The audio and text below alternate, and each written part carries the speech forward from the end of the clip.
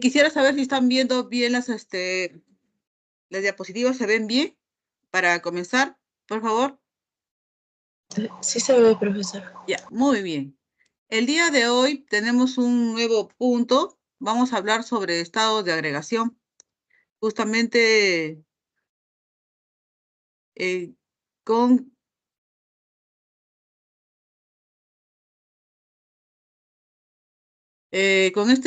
con esta parte, nosotros vamos a ver lo que son los estados de agregación, gases, líquidos y sólidos, ¿no?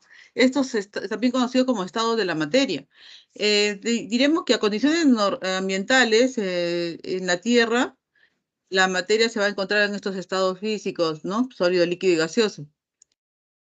En estado sólido, por ejemplo, tenemos al agua como un ejemplo muy representante, ¿no? De estos estados, ¿no? Se le conoce como hielo, en estado líquido se le llama agua y en estado gaseoso se le conoce como vapor de agua. La mayor parte de las sustancias puede existir en estos tres estados, fíjense ustedes, ¿no? Cuando se calientan los sólidos, las fuerzas entre las partículas, ¿no? Se debilitan y casi todos se convierten en líquidos. Si el flujo de calor persiste, pasan al estado gaseoso donde las fuerzas de atracción se hacen mínimas y las fuerzas de repulsión aumentan considerablemente. Algunas sustancias como el dióxido de carbono puede pasar directamente del estado sólido al estado gaseoso. Ustedes lo habrán podido observar, chicos, ¿sí? Cuando están en una reunión, ¿no? En una fiesta de 15 años, ustedes empiezan a ver algo así como unas nubes, ¿no? Que se levantan del piso, así como si estuvieran ustedes entre nubes. Ese es el dióxido de carbono, que está sublimándose prácticamente, ¿no? Pasa de unos bloques sólidos que parecen unos ladrillos que están forrados ahí, ¿no? Escondidos en lugares así estratégicos del local y empieza, ¿no? A sublimarse y a crear un ambiente así como si estuvieran ustedes en la nube, ¿no? Ese es el dióxido de carbono.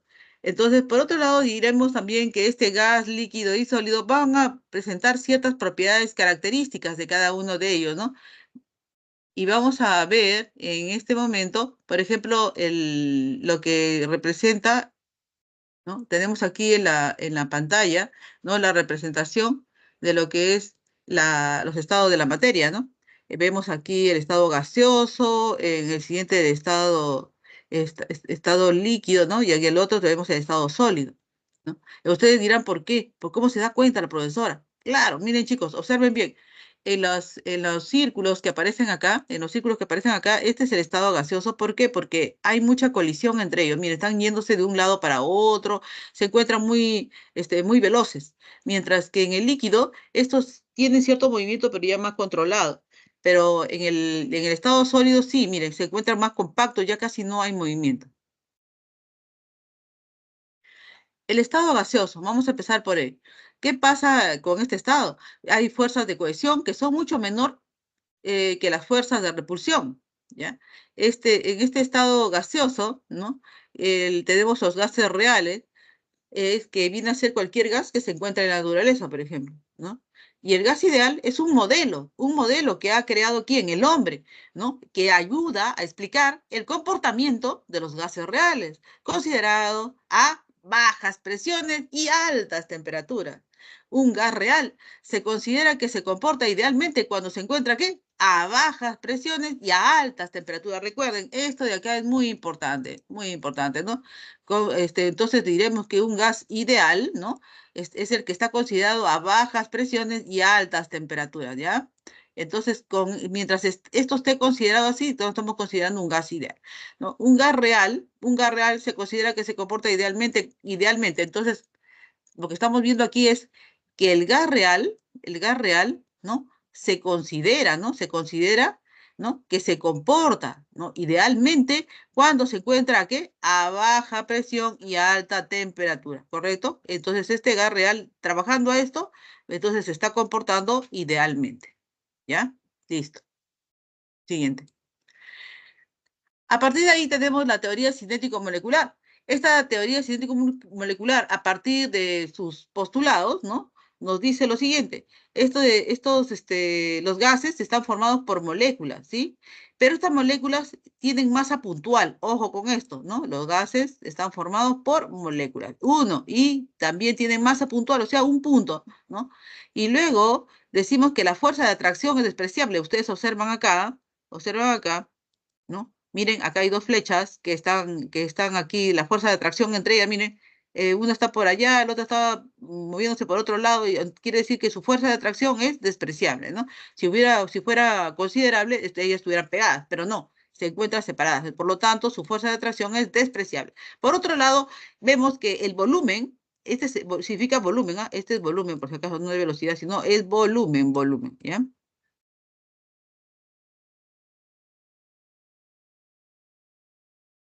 El volumen de la partícula, ¿no? Es mucho menor que el volumen del recipiente, ¿correcto? Todas estas características en su conjunto vienen a ser, ¿qué cosa? Los postulados de la teoría cinético-molecular. Muy bien. Pasamos al siguiente. En la teoría cinético-molecular, nosotros vamos a tener choques elásticos, choques elásticos. Entonces vamos a observar que tus constantes cinéticas, ¿no? Se van a dar en tal forma de que estos choques se mantengan, pues, ¿no? Hay un choque entre ellos y también con la misma con mayor velocidad, ¿no? Y por otro lado, estos choques contra las paredes, por ejemplo, ¿no? Vamos a tener que estos choques, ¿no? Se van incrementando. Ustedes observan, ¿no? A mayor presión, miren.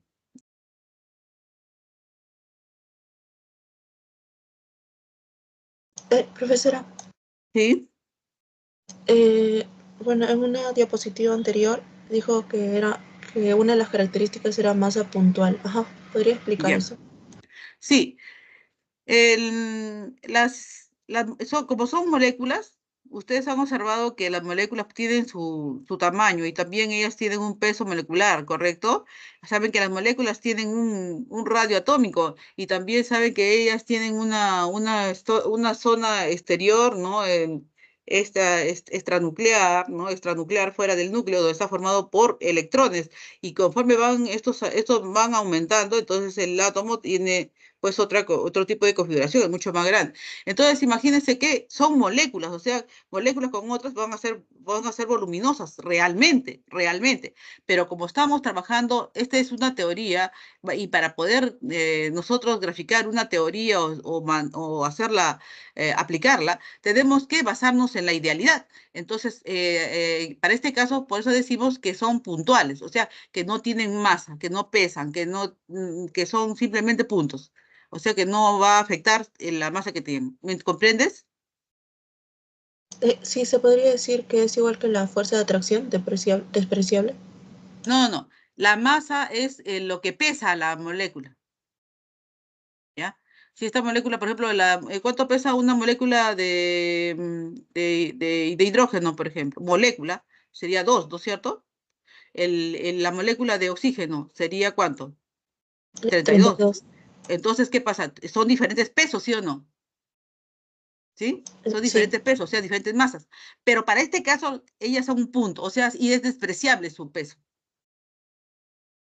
Ahora sí, sí, profesora, gracias. en este caso vamos a considerar así porque así es teóricamente las cosas, ¿correcto? Listo. Y hablamos de esto, estamos aquí. Las variables que afectan el comportamiento de los gases.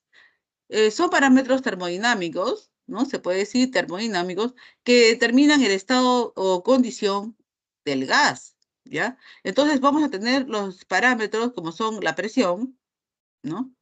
Que se simboliza con P, y sus unidades se puede dar en atmósferas, en milímetros de mercurio y en pascales.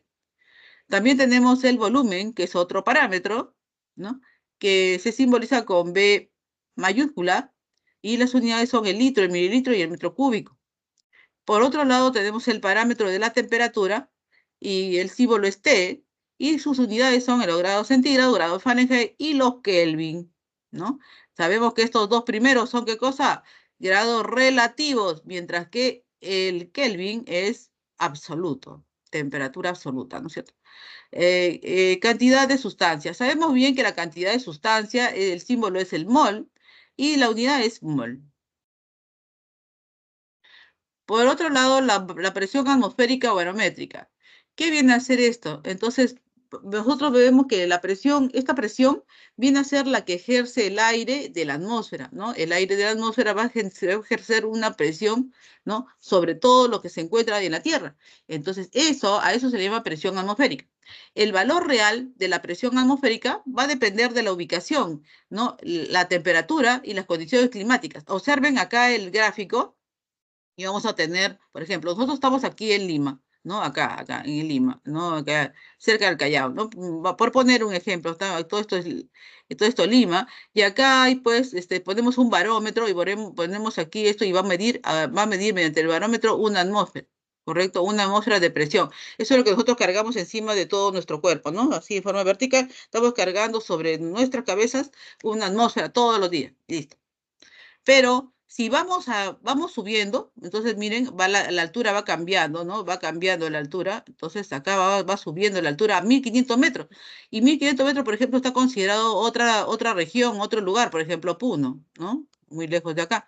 Entonces, en ese lugar, la altura, miren a qué altura está con respecto a quién, al nivel del mar. Este es el mar, este es el mar, este es el mar. Entonces, ¿qué va a pasar? En Puno, esta atmósfera es menor. Por eso que a las personas que son de la sierra, ¿no?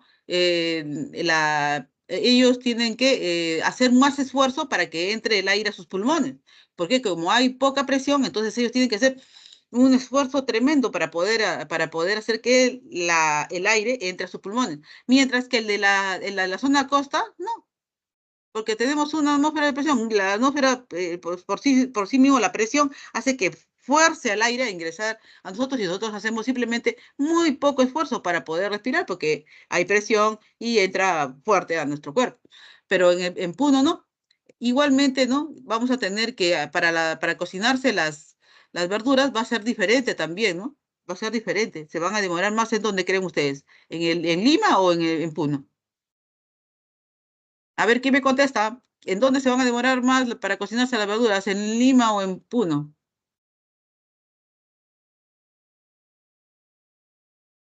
Muy bien, en Puno, correcto, en Puno, debido a esta presión. Nosotros vamos a considerar eso cuando ustedes le dicen acá en Lima, ustedes acá en Lima, por ejemplo, cuando están cocinando le dicen, oye, tapa la olla para que hierva más rápido, ¿no le dicen a ustedes? ¿Así no les dicen? Claro, la mamá sabe porque ella, ¿no?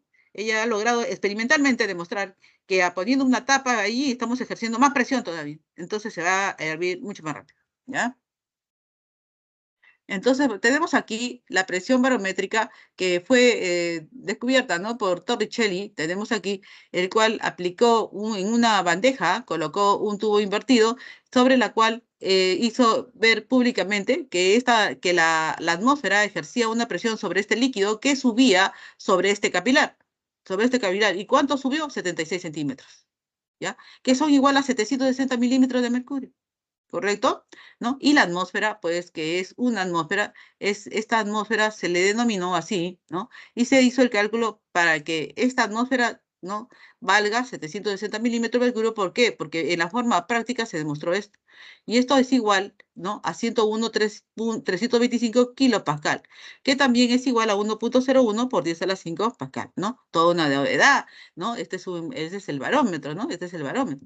Pero ustedes van a ver que ahora decimos, ah, claro, pues, pero si es normal eso, ¿no? Sí, pero para ese tiempo no. Imagínense, la atmósfera no se ve, ¿no? Solamente se ha visto el efecto sobre esto. Entonces, en ese tiempo, por si acaso, cosa que no se veía y se hacía en esa forma, ¿no? Inmediatamente lo quemaban vivo porque decían esto es efecto de otra cosa, porque nosotros no vemos nada, esto es brujería, algo por decirlo, ¿no? Y especialmente las personas que no tenían dinero. En ese caso, Torricelli y los científicos de esas épocas sí tenían dinero, por lo tanto no se les podía, ¿no? Ir en contra. No habían leyes que protegían a la gente que tenía dinero y eran los que estaban indicados en ese tiempo para investigar. Tenemos por otro lado, tenemos aquí la presión manométrica, ¿no? Esta presión manométrica, ¿no? Que estamos viendo aquí, por decir, está encerrado aquí el gas, ¿no? Este gas está ejerciendo una presión manométrica, ¿no? Esta presión del gas es menor que la presión atmosférica, ¿no?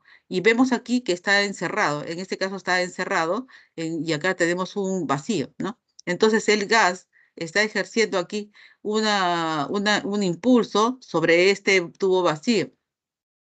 ¿Y qué va a pasar? Pues se va a elevar un H. Este H es una forma de medir la presión. Ya saben ustedes que hemos medido 760 milímetros de mercurio en cuanto a una atmósfera. Entonces, esta H también nosotros lo podemos hallar, ¿no? Y esta va a ser ¿qué cosa? La presión del gas, ¿no? Esta presión del gas va a ser igual a esta presión, esta altura que se ha elevado este líquido, ¿no? En la diferencia de límites. Por otro lado, tenemos aquí en un manómetro de tubo abierto. Este fue cerrado, ahora tenemos un manómetro de tubo abierto, en el cual tenemos gas encerrado, ¿no? Pero el otro extremo del tubo está abierto. Entonces, ¿qué va a pasar? ¿No? Vamos a tener aquí va a ejercer, ¿no? Va a ejercer aquí su acción, la presión atmosférica, ¿no? Y que nosotros conocemos como presión barométrica. Entonces vamos a ver aquí, presión barométrica atmosférica es la misma. Entonces, para este caso, cuando el tubo está abierto, la presión del gas no solamente va a ser la altura, sino también que hay que adicionarle la presión que ejerce aquí en la atmósfera, ¿correcto? Entonces, la presión de este gas podemos decir que es igual a la presión manométrica más la presión barométrica. O sea, esta altura, ¿no? Esta altura que viene a ser en este caso la presión manométrica más esta presión B, que es la que ejerce aquí en la atmósfera.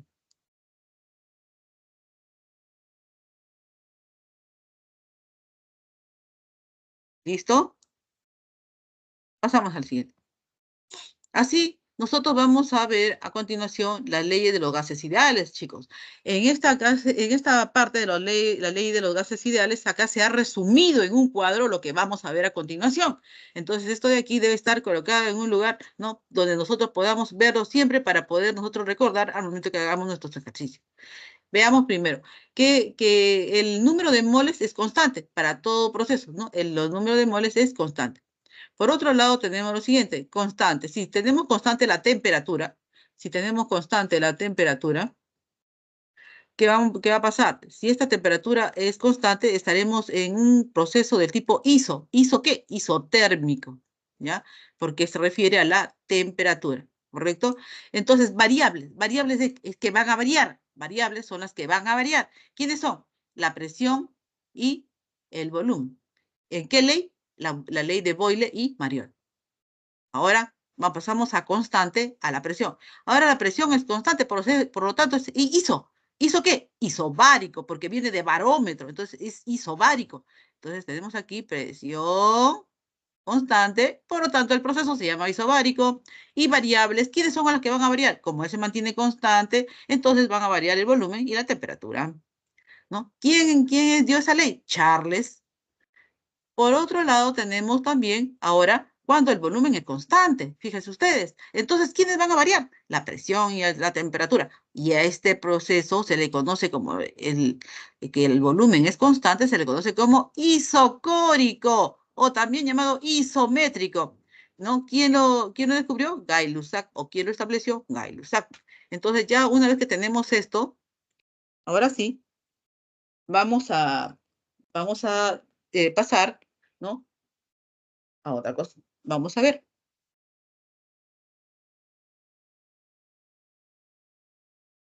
Tenemos aquí la ley de los gases ideales, ¿no? Leyes de los gases ideales. Entonces vamos a ver lo siguiente. Empezamos con la ley de Boyle y Marriott en el proceso isotérmico. Boyle y Marriott, proceso isotérmico. Entonces, a temperatura constante y número de moles constante, ¿no? Tenemos que el volumen es directamente proporcional a la inversa de la presión, ¿ya? Es directa, el volumen, ¿ah? El volumen es directamente proporcional a la inversa de la presión, ¿correcto? A la inversa de la presión. ¿Qué quiere decir esto? Si yo ejerzo mayor presión, ¿no? ¿Qué vamos a tener aquí? Que el otro va a cambiar, ¿no es cierto? Va a cambiar y vamos a observar lo siguiente. La presión por volumen se va a mantener constante, porque este igual va a pasar a ser, este alfa va a pasar a ser una constante, ¿no? Entonces igual B es igual, se va a convertir en un igual acá, ¿no? acá sobre P, ¿no? O sea, siempre que veamos un igual, siempre que veamos un igual, diré un alfa, este alfa se convierte en una igualdad y una constante que va a multiplicar a el otro factor, en este caso a la presión, a la inversa de la presión, ¿no? Y por lo tanto, al despejar esto, nos va a dar presión por volumen igual a una constante. Entonces diremos que si estamos en un estado 1, ¿no? Partimos de un estado 1, ¿no? Donde hay una presión 1, B1, ¿no? Este producto va a ser igual también si pasa a un estado 2 a presión 2 por B2 y si pasa a un estado 3, una presión 3 por B3 igual a constante, ¿correcto? Este producto va a ser constante. Luego presión 1 por B1 es igual a presión 2 por B2. Aquí en el gráfico, atentos, en el gráfico podemos observar, ¿no? Podemos observar lo siguiente. Vemos aquí que tenemos un volumen, ¿no? Para una presión 4 tenemos un volumen B, ¿correcto? ¿No? Y aquí, ¿qué cosa quiere decir esto? Que acá hay 4 atmósferas que están presionando, ¿no? Para este volumen B, ¿correcto? Pero ¿qué va a pasar si pasa ahora esta presión disminuye, miren, va a pasar a 2 atmósferas. Si disminuye, entonces hay un mayor volumen, ¿no es cierto? El volumen se ha duplicado. El volumen se ha duplicado, ¿correcto? O sea, si nosotros ejercemos menor presión, aumenta el volumen. O sea, son inversos. Lo que estamos comprobando es esto. Si seguimos bajando la presión a 1, sigue recontra aumentando el volumen, ¿no? Ahora aumenta ¿a qué? A 4 veces su valor. ¿Correcto? Son inversos, ¿sí o no? Mientras la presión baja, el volumen aumenta. ¿Listo? Tenemos las leyes de los gases ideales, ahora la ley de Charles y en el proceso isobárico, ¿no? Isobárico, o sea, ¿qué cosa isobárico? Aquí vamos a tener presión constante. A presión constante, acuérdense siempre, el número de moles es constante también, ¿no? Para todos ellos, ¿no? Entonces aquí tenemos que el volumen es directamente proporcional a la temperatura, ¿correcto? ¿No? Si ponemos esto aquí, ¿no? El volumen va a ser igual, ¿no? A un K por T. Luego, si nosotros queremos hallar la constante como esto, ¿no? Queremos despejar la constante, entonces tendríamos B entre T. Entonces el volumen entre temperatura se mantiene constante.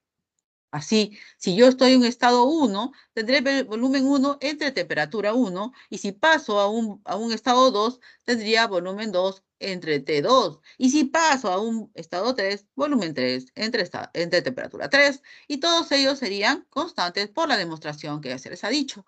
Y tendríamos aquí que volumen 1 es a T1 como volumen 2 es a T2 o volumen 1 es a B2 como T1 es a T2. Simplemente hemos cambiado de lugar a los volúmenes, ¿no? Y se va manteniendo. Es lo mismo, solamente la ubicación de donde se encuentran los términos. Ahora vemos en el gráfico tenemos, ¿no? Volumen, temperatura, y vamos a observar lo siguiente. A baja temperatura hay un volumen chico, miren, ¿no? A baja temperatura hay un volumen chico. Pero ¿qué pasa si hay una alta temperatura, ¿no? ¿Qué va a pasar? El volumen aumenta. ¿Por qué? Porque si nosotros le damos calor a algo, las moléculas entonces se activan y hacen que este tenga una fuerza, ¿no? Que hace que retroceda ese émbolo. Que retrocede, aumenta los choques entre ellos, aumenta, ¿no? Toda una serie de factores que van a hacer que esto se dé, ¿no? Entonces podemos considerar cuando está aquí el volumen y la temperatura, ¿no? A baja temperatura, ¿no? Hay un volumen chico, o sea, los dos son directamente proporcionales, ¿no? A baja temperatura, bajo volumen. Y si hay alta temperatura, aumenta también el volumen, ¿ya? Eso es lo que quiere decir. Por eso que son directamente proporcionales, ¿correcto? Y entonces se da este B1 entre T1, B2 igual a B2 entre T2, B3 entre T3, por esta que ya les estoy explicando. Pasamos a la ley de Gay-Lussac, también dentro de la ley de los gases ideales, pero esta vez vamos a entrar a lo que se llama el proceso isocórico, donde tenemos que se está dando este proceso a volumen constante y número de moles constante. Muy bien. Entonces diremos aquí que la presión es directamente proporcional a la temperatura, ¿no? La presión es directamente proporcional a la temperatura. Si tenemos esto, entonces decimos que la presión va a ser igual a una constante por la temperatura, ¿no? De ahí despejamos K, ¿no? Para saber cuánto es la constante y sabemos que es presión entre temperatura es igual a dicha constante. Listo. Entonces, como esta constante está acá, entonces tenemos nosotros que presión se divide entre T para que esto se mantenga constante. Ahora, si estamos en un estado 1, ¿no? En un estado 1, tenemos una presión 1 y temperatura 1. Pasamos a un estado 2, vamos a tener presión 2, T2, ¿no? Y si pasamos a un estado 3, presión 3 y temperatura 3. Y estos tres se van a mantener en forma constante. Ahora, presión 1 es a T1, como presión 2 es a T2, ¿no? Estamos agarrando estos dos primeros términos y luego simplemente cambiamos de ubicación a presión 2 y al T1. Y tenemos que presión 1 es a presión 2 como T1 es a T2.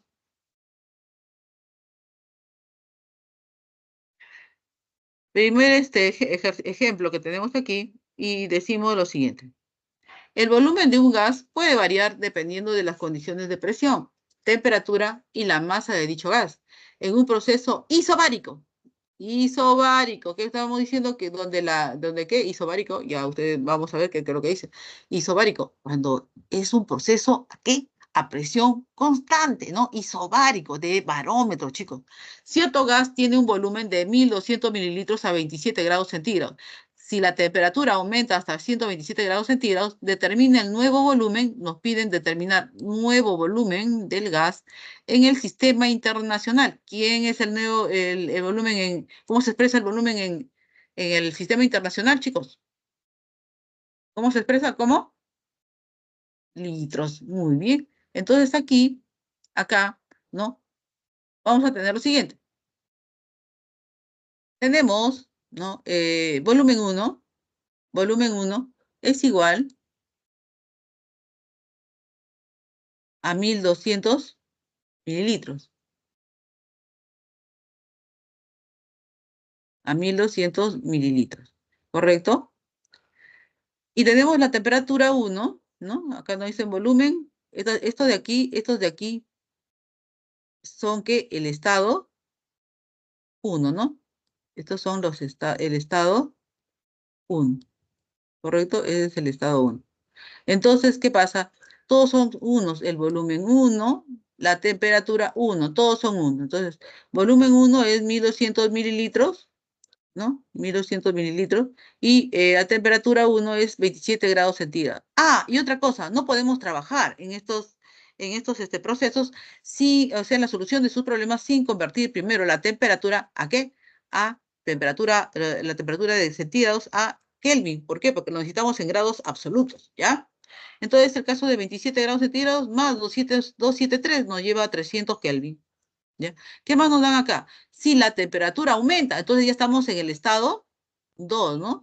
Con esa temperatura aumenta, entonces aquí estamos en el estado 2, ¿ya? ¿Ya? Dice, hasta 127. Quiere decir que esta temperatura tenemos que considerar. A esa temperatura 2 le vamos a sumar también 273 y esto nos va a dar 400 Kelvin, ¿no? Lo que no conocemos es el volumen 2. Luego, nosotros lo que hacemos es volumen 2 entre T2. Volumen 2 entre T2. Volumen 1 a T1, ¿no? ¿Por qué? Porque estamos viendo que es un proceso del tipo isobárico, donde la presión es constante. Muy bien. Y entonces tenemos aquí que el volumen 2 va a ser igual, ¿no? Reemplazamos aquí los datos y nos va a dar 400 mililitros multiplicado, eh, 1200, disculpe. Aquí. Miss, Sí, sí, me, dime. me salió 1,6 por 10 a la menos 4 metros cúbicos. Sí, pero lo que pasa es que estamos expresándolo en sistema internacional, mira. Por eso, ¿el volumen no es en metros cúbicos? Y te sale, debería de salirte 1,6 dado en litros.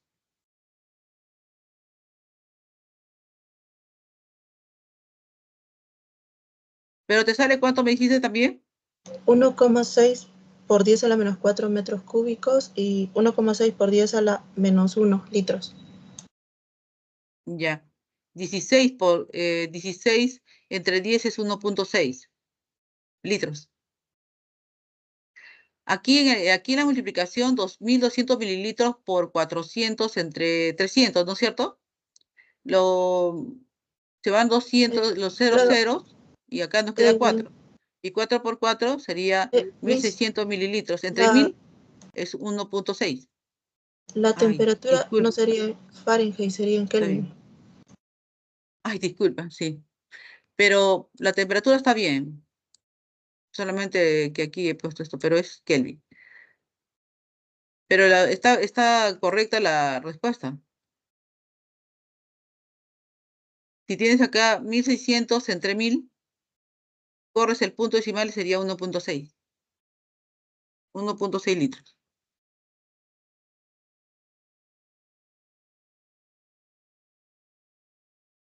El siguiente. Tenemos la ley de los gases ideales. En la ley de los gases ideales, la ley combinada de estos gases, a ver, un momentito ahí.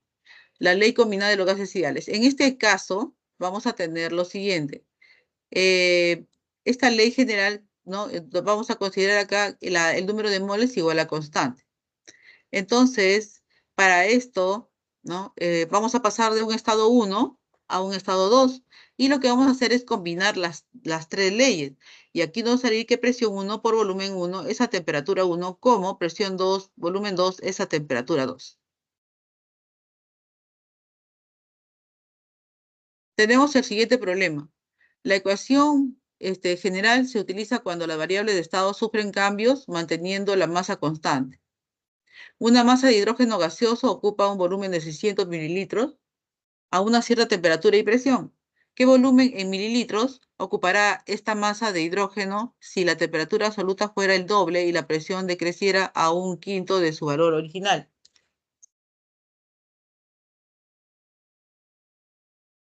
A ver quién lo desarrolla, cuánto sale.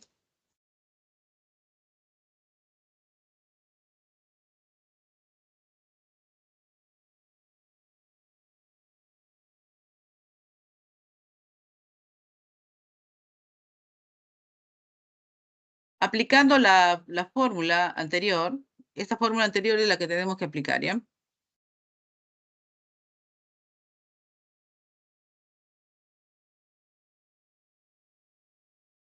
Tenemos, y esta es la que vamos a aplicar en este caso.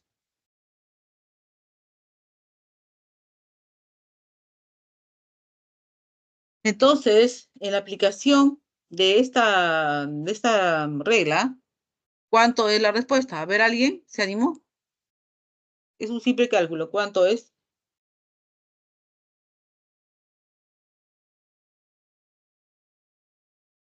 1,5. No,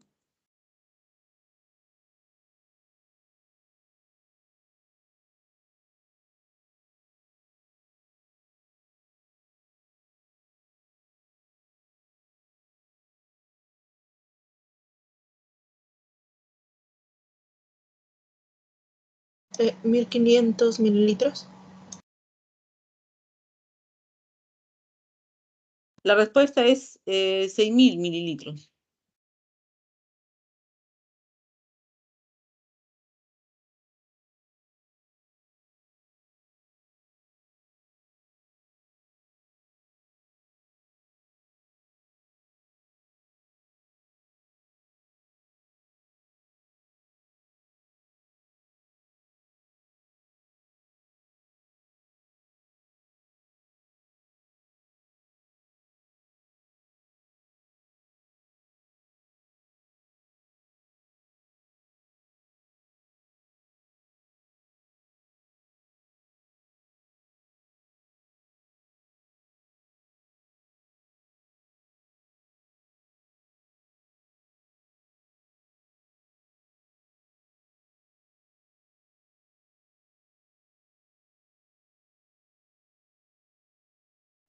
Ya. Tenemos en primer lugar aquí que el volumen, no dicen acá, una masa de hidrógeno gaseoso ocupa un volumen de 600 mililitros. Entonces tenemos aquí como volumen 1, tenemos a los 600 mililitros, ¿no? A una cierta temperatura y presión. No conocemos la temperatura ni la presión, pero le ponemos T1 y P1. ¿Qué volumen en mililitros? ¿No? Dice, ¿no? ¿Qué volumen en mililitros ocupará esta masa de hidrógeno? O sea, sigue siendo la misma masa, el mismo número de moles, sigue siendo la misma, el mismo compuesto. Entonces, eso, el número de moles dijimos constante, ¿no? Es lo mismo. Ocupará esta masa de hidrógeno si la temperatura absoluta, ¿no? Fuera el doble, ¿no? Y la presión decreciera un quinto de su valor original. Entonces, no nos dice decreciera sino nos dice decreciera a. O sea, de la presión 1, que es los 5, la unidad es ¿cuánto? 5 quintos, ¿no? Va a pasar a convertirse en un quinto.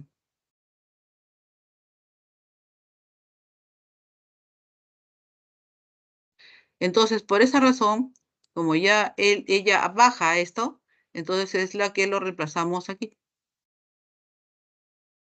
¿no? Presión. Podemos, quiere decir que esta de acá, esta de aquí es, ¿qué cosa? La presión 2. Y en vez de poner presión 2, vamos a poner presión en función de la presión 1. Y igualmente hacemos con la temperatura, porque la temperatura nos dice que la temperatura ahora ya no es T2, es T2, esta T2 ya no es T1, diré. Ahora esta T2 se va a convertir en el doble de lo que era inicialmente. Entonces tenemos 2T1, ¿correcto? Todo está en función de las variables iniciales. Entonces aquí nosotros simplemente efectuamos en primer lugar producto de medios extremos y producto de medios, y por último transponemos términos y también simplificamos términos. Y de esto nos sale que la respuesta es P2 igual a 600 mililitros. ¿Listo? Pasamos a la siguiente. La hipótesis de Avogadro. Una cantidad de cualquier tipo de gas, ¿no? Tenemos de cualquier tipo, acá vemos oxígeno y acá vemos hidrógeno, en un mismo volumen, porque este volumen, a ver quién me dice, ¿por qué hemos puesto 22? ¿Qué significa 22.4? ¿Que está a A qué? condiciones normales. Muy bien, señorita, muy bien. Sí, efectivamente, está a condiciones normales. Sí, para comodidad del ejemplo, ¿no? Nosotros estamos poniendo, en este caso, ¿no? Estamos poniendo estamos poniendo aquí que los dos se encuentran a condiciones normales, ¿no? De volumen 22.4 litros y 22.4 litros cada uno. ¿Correcto? Ya. No dice, en un mismo volumen, a la misma temperatura, aquí le estamos poniendo a 0 grados centígrados. 0 grados centígrados. ¿Cuánto es en absoluto? ¿Cuánto es en absoluto? 273 Kelvin. 273, ¿correcto? Este es igual a 273 Kelvin.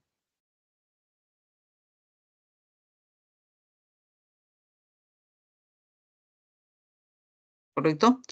Y estamos también, los dos están también a una atmósfera, o sea, las mismas condiciones están los tres, ¿no? Entonces dice, dice, una cantidad de cualquier tipo de gas en un mismo volumen, a la misma temperatura y presión, o sea, todo lo mismo, aún siendo diferentes elementos, ¿no? Diferentes sustancias, contiene el mismo, eso es lo importante, contiene el mismo número de moléculas, independientemente del tipo de gas que sea. Por ejemplo, aquí puede ser oxígeno o hidrógeno, ¿no? Entonces quiere decir que el volumen de uno va a ser igual al volumen de 2. Y por este motivo también tenemos que el número de moles de 1 es igual al número de moles de 2. Tenemos que dentro de esta ley de Avogadro, ¿no? Vamos a considerar a presión constante y temperatura constante. Si estos dos constantes, tenemos que el volumen es directamente proporcional al número de moles, en este caso, ¿no? Y si es así, ya sabemos que ese igual se convierte, ese alfa se convierte en un igual por igual una constante, y esta constante va a multiplicar al término que está al costado. De aquí vamos a pasar a dividir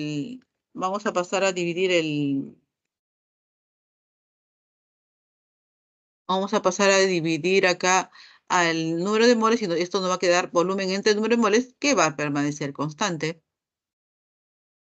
Si es así, si estamos en un estado 1, ¿no? ¿No?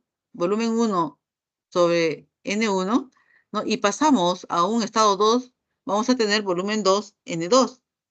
Y si pasamos a un estado 3, vamos a tener volumen 3 sobre N3. Y todo esto se llama mantener constante porque estamos partiendo de que estamos en un proceso en el cual la presión y la temperatura son constantes, ¿no? Aquí en el ejemplo, ¿no? Tenemos un mol de gas, ¿no? Y que está dentro de un litro de gas, ¿no? Ahora no son 22.4, estamos poniendo un litro de gas, ¿no? Este es antes, ¿no? Este es antes. Si añadimos un mol, ¿no? A temperatura constante y a presión constante, lo que vamos a tener acá ahora son 2 moles de gas y con 2 litros de gas, ¿no? Esto es después. Ecuación de estado, ¿no? ¿Qué va a pasar con esta ecuación de estado? En esta ecuación de estado, nosotros tenemos que la presión por el volumen va a ser igual al número de moles por la constante universal de los gases multiplicado por la temperatura, ¿no? P es presión, B es volumen, N es número de moles, T temperatura, en Kelvin, recuerden eso tiene que estar en absoluto, constante universal de los gases de la R, y esta constante es igual a 0.082 atmósfera litro por mol Kelvin, o también es igual a 62.4 milímetros de mercurio litro por mol Kelvin. A partir de la ecuación de estado de gases ideales, ¿no? Que es PV igual a nRT, ¿no? Podemos deducir muchas cosas. En primer lugar, el número de moles, nosotros sabemos que es igual a ¿qué? Es igual a la masa dividido entre la masa molar, ¿no? Esto de aquí puede ser reemplazado por este número de moles que se encuentra dentro de la ecuación de estado de los gases ideales, ¿no? Y lo reemplazamos como masa entre masa molar, ¿no? Multiplicado por el RT igual a presión por volumen. Ahora, de esto, nosotros tenemos al lado izquierdo que pasamos a multiplicar la masa molar con la presión, y esto va a ser igual a lo que queda, masa por R por T sobre B, ¿no? Entonces, despejando de aquí a la masa molar, diríamos que la masa molar en función de la masa, el, el R, la temperatura, la presión y volumen, ¿no? Tendríamos dado por este cociente, ¿no? Masa por R por T dividido entre presión por volumen. Mientras que al lado derecho también es otra opción que podríamos tener, ¿no? Donde tenemos el peso, la presión por la masa molar es igual a la masa entre el volumen por RT, donde esta masa sobre volumen que tenemos a este costado, ¿no? Esta masa sobre volumen, ¿no? Nosotros lo hemos reordenado, miren que acá también está, pero acá lo estamos reordenando para darle otra forma, ¿no? Podemos hacer que este masa entre volumen, sabemos que es igual a esta densidad, ¿no? Sabemos eso, todos sabemos. Entonces lo sustituimos simplemente y tendríamos que la presión por la masa molar sería igual a la densidad por R por T, donde esta densidad está dada por la presión por la masa molar sobre R por T. Tercer ejemplo. La ecuación de estado relaciona variables que definen las condiciones a las que se encuentra un gas. Un cilindro de acero de 410 litros de capacidad contiene hidrógeno a 6 atmósferas y 27 grados centígrados. Determine las moles de dicho gas contenidos en el recipiente. A ver, ¿cuánto sale? A ver, chicos, ¿cuánto sale?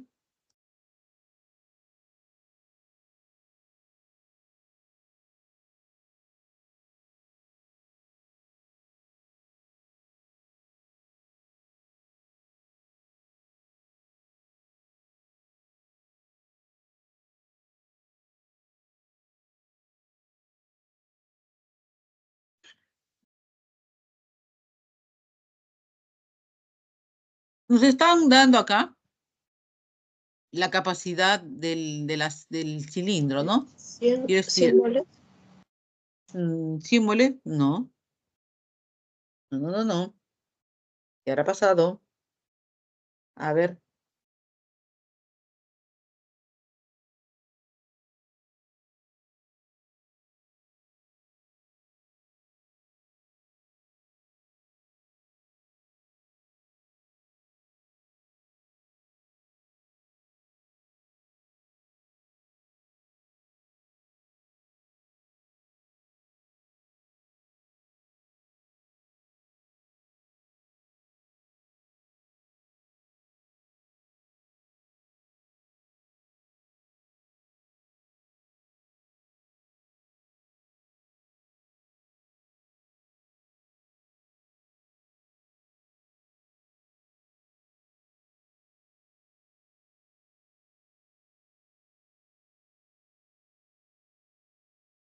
ya.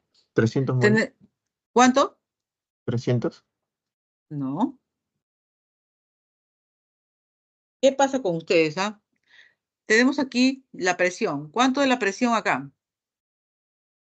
Vamos a ver los datos. Tenemos el volumen igual a 410 litros.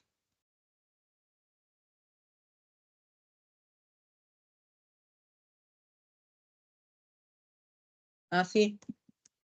A ver, un momento, ¿ya?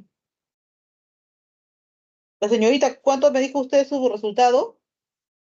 Me vuelve a salir 100 moles. Sí, está correcto, señorita. Su respuesta es correcta. Es correcta. Entonces vamos a ver aquí lo siguiente. Tenemos aquí el número de moles igual a la presión. ¿Cuánto es la presión para este caso? La presión es igual a 6 atmósferas. Muy bien.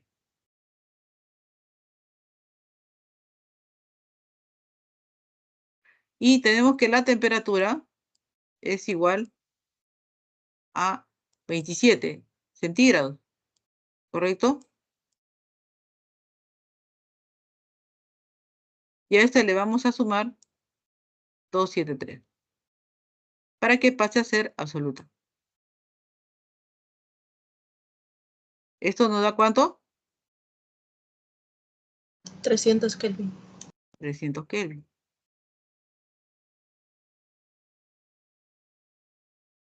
Una vez que tenemos todos los datos, como se debe colocar para esto debemos en litros, de atmósfera, etcétera. ¿Por qué? Porque nuestro R acá nos dan en qué. Debemos de ser bastante observadores cuando nos dan el R, ¿ya? Los R's pueden tener diferentes valores, pueden también dárselos en libra, en pies, etcétera. Entonces debemos de ver las unidades en las que nos están dando, ¿ya? En este caso nos están dando atmósfera, litro, mol, Kelvin.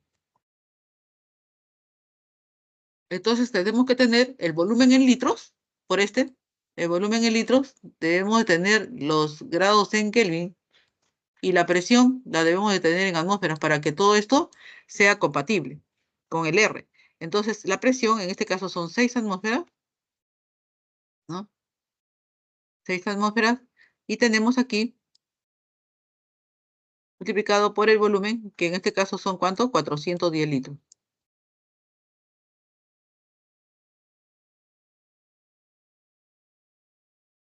¿Correcto? Tenemos eso.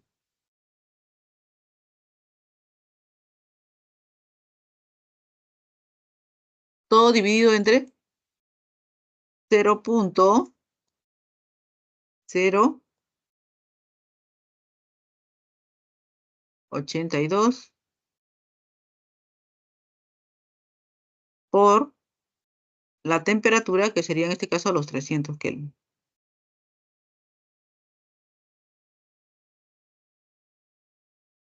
Y aquí pues sabemos que Este es 0.082, ¿no? 0.082. Estado en atmósfera litro.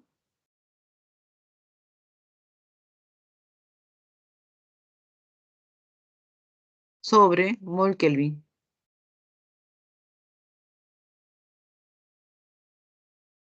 Listo. De aquí nosotros vamos a simplificar las variables tanto de arriba como de abajo. Eliminamos también ceros.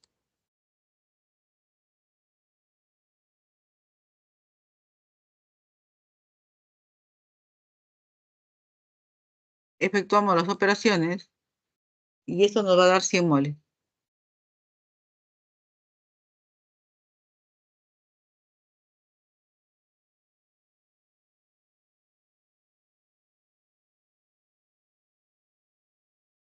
Pasamos a lo que es mezcla de gases.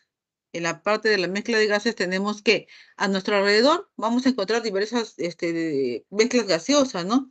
¿Qué tal es el aire? El aire, por ejemplo, tenemos que es una mezcla de nitrógeno gaseoso, oxígeno gaseoso, argón gaseoso, entre otros gases. Acá estamos citando solamente unos tres, pero el aire tiene mucho más, más compuesto, ¿no? Es un compuesto, mejor dicho, es una mezcla de gases, disculpa. El gas natural es una mezcla ¿de qué? De lo que se llaman hidrocarburos, ¿no? En este caso tenemos el metano, el etano, el propano, el butano, entre otros gases.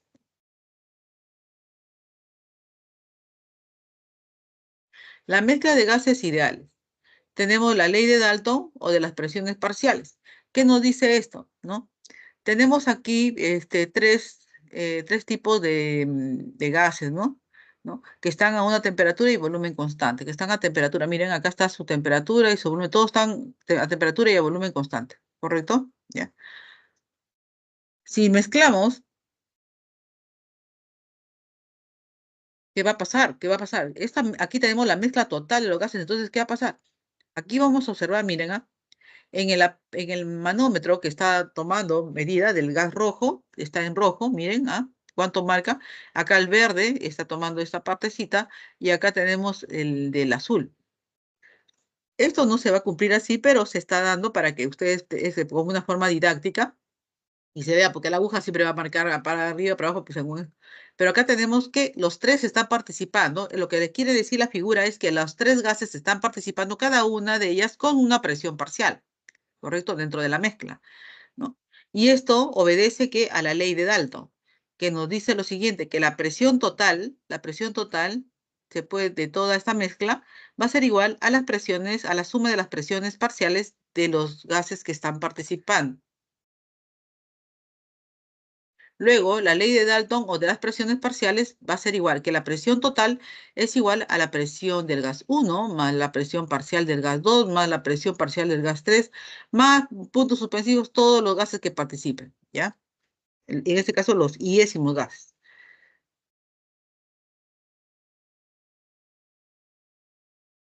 Para cada uno de ellos, podemos aplicarle, ¿no? Para hallar sus presiones, la ley de los gases ideales, si es que nos dieran estos datos, ¿no?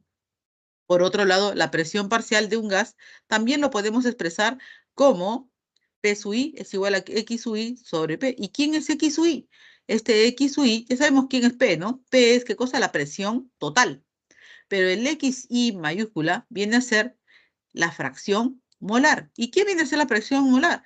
El número de moles del compuesto dividido entre el número de moles totales. Entonces, nos va a dar este cociente, nos va a dar igual a la fracción molar. Y una vez que tengamos la fracción molar, la multiplicamos por la presión total y tenemos inmediatamente, ¿qué cosa? La presión parcial, ¿correcto? Y podemos reemplazarlo en la ecuación si es que quisiéramos hallar, ¿no? Presión total, por ejemplo, ¿no? O alguna cosa que nos pregunten, ¿no?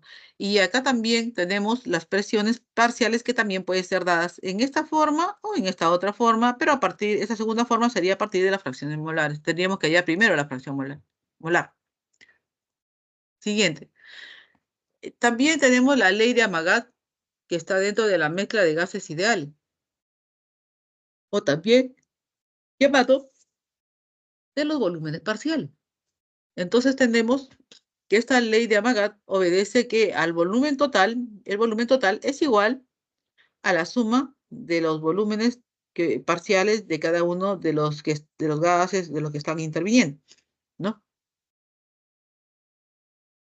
Luego, la ley de Amagat o de los volúmenes parciales puede darse de la siguiente forma. El volumen total es igual a volumen 1 más volumen 2 más volumen 3, etcétera, hasta el volumen iésimo del gas iésimo que está interviniendo. Listo. También podemos despejar de la ley de los gases ideales al volumen. Y hallar cada uno de estos volúmenes aplicando que la ley de los gases ideales, ¿correcto? Para el volumen 1 sería N1 RT sobre presión. Volumen 2 sería N2 RT sobre la presión. Volumen 3 N3 RT sobre la presión. Ojo, que acá también tenemos lo siguiente, ¿no? El volumen parcial de estos gases se puede expresar como el volumen parcial igual a la fracción molar multiplicado por el volumen. Observen que acá también está interviniendo la fracción molar. Entonces, al igual que la fracción molar que hemos visto en la presión, ¿no? Que también es la misma. Luego, esta fracción molar se halla de acuerdo al número de moles de esa sustancia dividido entre el número de moles totales. A eso, el número de moles de la sustancia entre el número de moles totales viene a ser la fracción molar, que nosotros podemos multiplicarla por el volumen total y esto de acá nos daría que el volumen parcial de la sustancia que está interviniendo. Tenemos el ejemplo 4. En el ejemplo 4 nos dicen lo siguiente. El gas natural tiene muchas aplicaciones en el hogar, en la industria alimentaria, agroindustria, etc. Una muestra de gas natural tiene 48 gramos de metano, 60 gramos de etano. Si la presión total dentro del recipiente es de 2.5 atmósferas, determine la presión parcial en atmósferas de ambos componentes. A ver. ¿Cuánto les sale? ¿Cuánto les sale, chicos?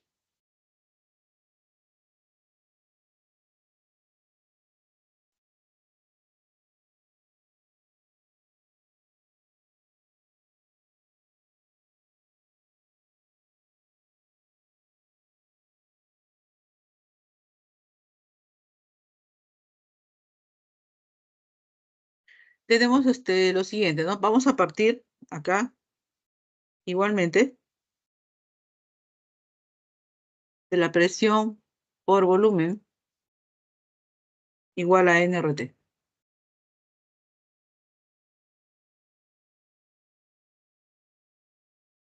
¿Cuánto sale?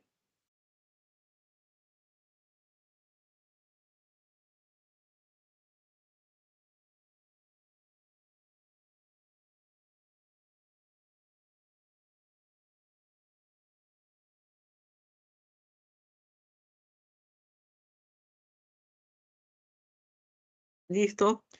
De aquí nosotros podemos despejar el número de moles y este va a ser igual a presión por volumen por RT, sobre RT.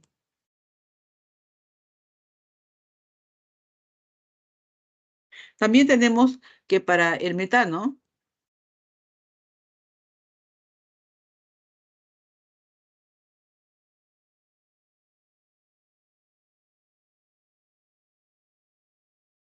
vamos a tener que esto va a ser igual, ya saben ustedes a qué es igual, ¿no? El número de moles. Su número de moles sería, ¿no? Por la definición sabemos que el número de moles es igual a ¿qué? A masa sobre la masa molar. Listo. Para el caso del metano, tendríamos lo siguiente. 48 gramos. Miss, Sí. A ver, ¿cuánto sale? 1,5 atmósfera y el otro 1 atmósfera. El 1.5 atmósfera, ¿para de quién es? Metano. Y el otro Muy es bien, etano. señorita. Sí, está muy bien, está correcto. Está correcto, señorita. Acá tendríamos esto dividido entre 16 gramos por mol. Y tenemos para el C2H6, que es el etano, 60 gramos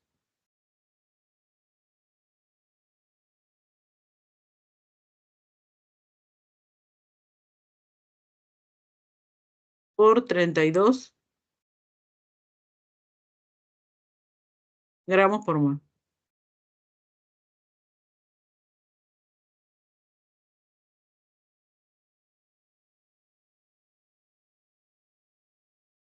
Listo.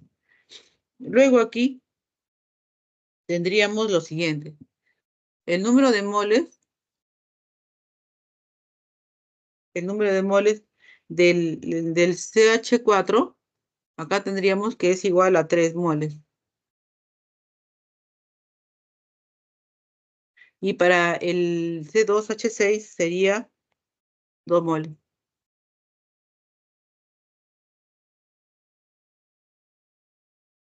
Luego, nosotros aquí aplicamos pues lo que es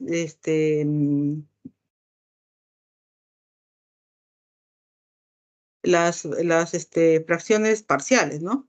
Que decimos lo siguiente. ¿Cuál será la presión del CH4?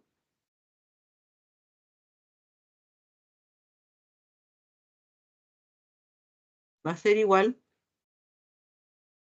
a la fracción del CH4 por la presión total.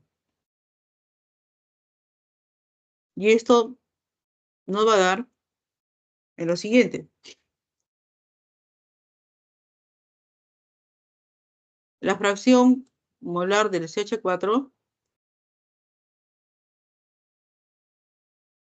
va a ser igual al número de moles del componente. ¿Cuántos son su número de moles? 3 moles.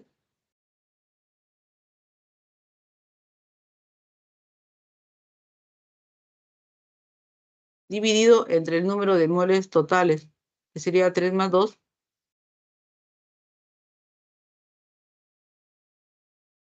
5. Ese sería su fracción molar, ¿no? Mientras que para el etano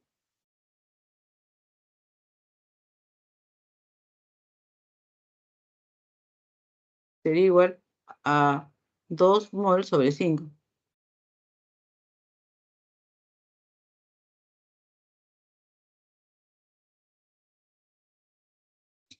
Ya. Entonces tendríamos aquí 3 quintos y al otro 2 quintos, ¿correcto? Si esto lo multiplicamos por la presión total, que es 2.5, para el caso del primero, sería 3 quintos.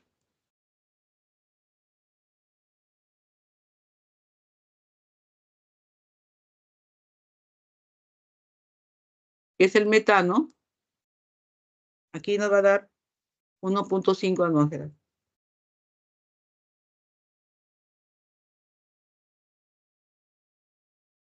Mientras que para el otro caso, lo vamos a multiplicar por 2.5, también porque es la presión total, y disculpen, voy a ponerlo más abajo. La presión parcial del C2H6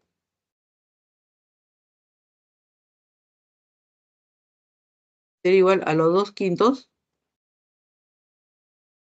que es su fracción molar, multiplicada por la presión total, que es 2.5. Y esto nos va a dar igual a 1 atmósfera.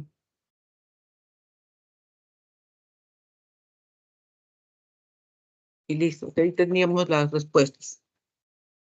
¿Ya? Pasamos al siguiente. Difusión y efusión. La difusión gaseosa es la dispersión de las moléculas de una sustancia dentro de un espacio a través de otra sustancia. Acá podemos observar dos gases, por ejemplo, el hidrógeno y el oxígeno, ambos, y en el centro tenemos una válvula, que la cual al ser abierta ¿no? Va a hacer de que los dos se movilizan a uno o a otro tanque, ¿no? Entonces vamos a obtener esto, que esta forma de poder difundirse se llama dispersión, ¿no? Ah, cuando dice, ¿no? Dice dispersión de las moléculas de una sustancia dentro de un espacio u otro, se está difundiendo o se está colocando, ¿no? Se está dispersando de las moléculas de un gas en el otro, ¿no? En este caso. Mientras que la efusión es diferente. La efusión es diferente. La efusión va a tratar, ¿no? De un proceso, ¿no? A través del cual estas moléculas van a escapar, pero ¿a través de qué? De un orificio pequeño, ¿ya? Entonces, aquí vemos un orificio pequeño por el cual están escapando de la derecha hacia la izquierda. La ley de difusión y efusión de Graham, ¿no? Que fue dada por este señor, en condiciones de presión y temperatura constante se cumple lo siguiente: las velocidades de difusión y efusión de dos sistemas gaseosos varían en forma inversamente proporcional a la raíz cuadrada de sus correspondientes masas moleculares o densidades, donde BI es igual a la rapidez o velocidad de difusión o efusión. Vamos a tener que el volumen, ¿no? Es sobre el tiempo T, moles sobre tiempo T, distancia sobre tiempo T. Por otro lado, tenemos lo siguiente, ¿no? En este caso, BI, este BI es velocidad, por si acaso, ¿no? ¿Ya? Y acá estábamos hablando de otras proporciones. También tenemos el MI, que es la masa molar, y el ρ, que es la densidad. En los líquidos, estos líquidos van a presentar, ¿qué cosa? Propiedades físicas, de sus propiedades físicas. Y estas propiedades físicas van a depender ¿de qué? De las fuerzas intermoleculares, ¿no? Las fuerzas intermoleculares que ya hemos visto en un comienzo, ¿no?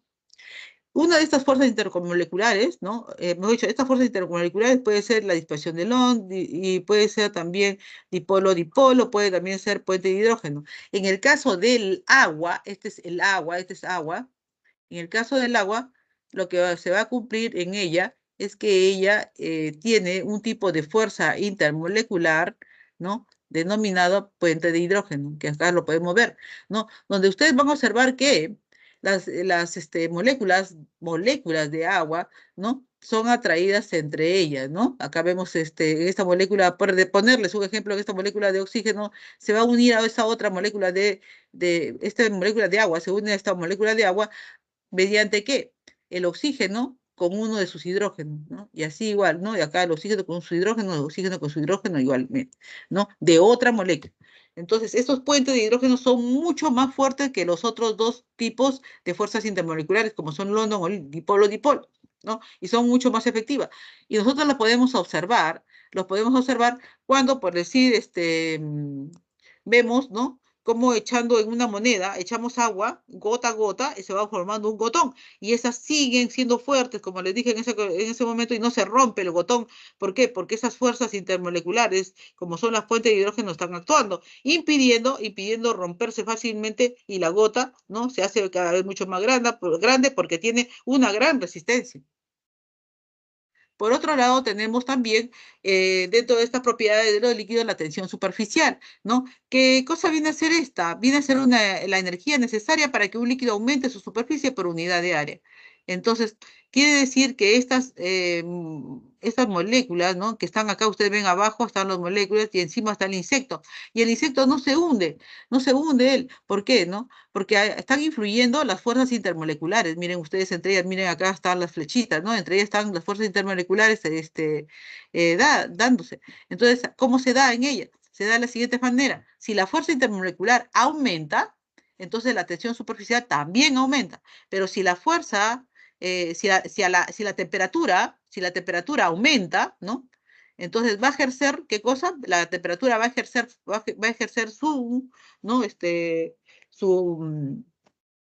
su fuerza, no, mejor dicho, la temperatura va a influir, disculpen ustedes, va a influir en las fuerzas intermoleculares, ¿ya? La temperatura entonces va a influenciar las fuerzas intermoleculares, ¿no? ¿Y qué va a pasar? El resultado va a ser que la tensión superficial va a bajar. ¿correcto? Va a bajar. Si calientan entonces algo, entonces su tensión superficial baja, ¿no? Este insecto se aprovecha de eso. Entonces, ¿qué pasa? El vaso va a poder pasearse sobre esto, pero lo realmente es por la resistencia que tiene, ¿no? De poder, de que tienen estas fuerzas intermoleculares, ¿no? Por la cual él se está paseando y no cae, no se hunde. Ahora, los líquidos, ¿no? En los líquidos tenemos también otra propiedad que es la viscosidad, que es la resistencia de un líquido a fluir, ¿no? Entonces ustedes habrán observado, acá observamos, por ejemplo, una miel, ¿no? Que está cayendo en cada uno de ellos, ¿no? Y son diferentes tipos de viscosidades, ¿no? Puede ser también que cada uno de ellos sea una sustancia diferente, ¿no? Y tiene diferente forma de poder fluir. ¿Cómo influyen estas fuerzas intermoleculares ante la viscosidad? Si la fuerza intermolecular aumenta, la viscosidad también va a aumentar. Pero si la temperatura aumenta, la viscosidad disminuye. Presión de vapor. Esta presión de vapor, ¿no? Es a la cual la fase líquida y la fase vapor de un líquido en un sistema cerrado se encuentran en equilibrio, ¿ya? O sea, el líquido y el gas en un envase cerrado se mantienen en equilibrio, ¿no? Entonces se va a producir lo siguiente, ¿no? Se va a producir, ¿no? La condensación de este gas, ¿no? Y también se va a producir al mismo tiempo, para estar en equilibrio, se va a producir, ¿dónde está? Se va a producir la evaporación, ¿no? Acá tenemos, ¿no? La evaporación del líquido que pasa a gas y la condensación del gas que pasa a líquido, ¿no? Esto lo podemos nosotros notar, ¿no? Medir esta presión de vapor, ¿no? Mediante el manómetro. Entonces aquí lo que va a pasar es que va a pasar aquí el gas y va a influenciar sobre el mercurio, ¿no? Y va a cambiar el nivel, ¿no? Tenemos acá del nivel final y el nivel inicial donde se quedó el movimiento del fluido. Tomamos la distancia y esa sería la presión de vapor. ¿Cómo influyen las fuerzas intermoleculares en quién? En la presión de vapor. Si la fuerza intermolecular aumenta, la presión de vapor disminuye. Si la temperatura aumenta, la presión de vapor aumenta. Acá tenemos la variación de presión de vapor con la temperatura. Tenemos aquí lo siguiente, ¿no? Tenemos aquí en el éter dietílico nosotros tenemos aquí que si incrementamos la temperatura, ¿no? Entonces vamos a tener una presión de vapor, en este caso, ¿no? Eh, para una presión 2, ¿no? Para una presión 2, ¿qué va a pasar? La temperatura es de 34,6, pero en el caso del agua, para llegar a esta presión de vapor, vamos a necesitar que esté en 100. Y para el mercurio, vamos a necesitar que esté pues un poco más, ¿no? Más de 400 incluso. Cuanto al punto de ebullición, cuanto al punto de ebullición, tenemos por decir el agua, que dice, ¿qué dice? La temperatura a la cual la presión de vapor iguala la presión externa, es decir, presión de vapor igual a la presión externa. Tenemos aquí el agua y el agua a 20 grados centígrados, ¿no?